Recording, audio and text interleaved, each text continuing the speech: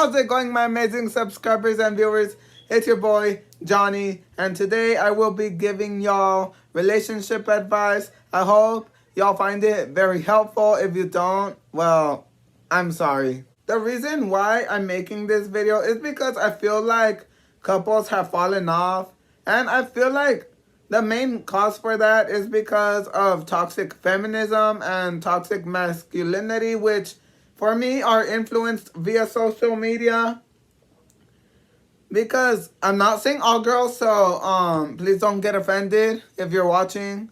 And men, don't get offended either, please. But basically now girls are set to believe that the perfect man, for them at least, has to be over 6 feet, and I'm talking about tall, not the other thing.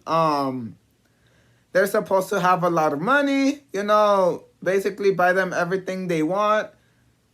They have to be attractive, meaning they have to have good looks, and they have to be physically strong. And on the men's side, what I know is that basically men are basically being taught via social media that the perfect girl has to be good looking, has to have a skinny, thin body, and have big, and yeah, the main purpose for this video isn't to harm anyone, so I don't want y'all to get offended by anything that I say. But this is just for this isn't for entertainment purposes only either. I just want to give advice because I feel like everyone needs this kind of advice. As I said earlier in the intro, if this advice doesn't help you, then I'm sorry, but yeah, that's basically the main reason why I'm making this video. Anyways, without further ado, let's start with advice number 1. So let's say you're outside, right? You turn around and you see what you consider an attractive person. In your mind, you're constantly thinking, okay, how can I attract this person to me?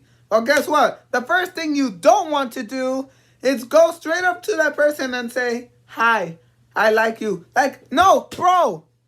No, that's not how it's supposed to be. You know why? Because 1, that's weird, and 2, you make the person feel uncomfortable. The point of meeting somebody is that both of you get comfortable with one another, that you both start building that relationship, that y'all start building up that trust. When you meet a person, you don't want to just throw yourself at that person. No, you know why? Because not only will you embarrass yourself, you'll also embarrass the person. Something that my parents have always told me, and this is advice that I want to give to each and every single one of you, is that you should always take your time getting to know people. Not just because you've known somebody for a week or 2 means that you know them, that you know at least 80 or 85% of them. Always take your time. When you meet different people, give them at least a few months or a year. That way, it gives you time to know what it is that you want, and it'll give you a more successful, a healthier, and a happier relationship. Last but not least, my last piece of advice is that you shouldn't go for the person who has the bigger stack of cash. Go for the person that has the bigger heart. Because you can't buy love. Yes, money makes you happy. Money can buy you so many things. But if your love is mainly driven by money, and let's say your partner loses all their money, what are you going to do?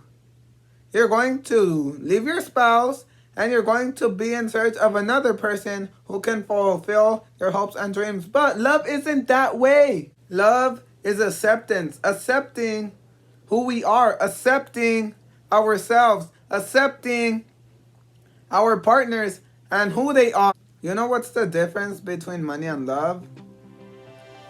Money has limits. But love doesn't.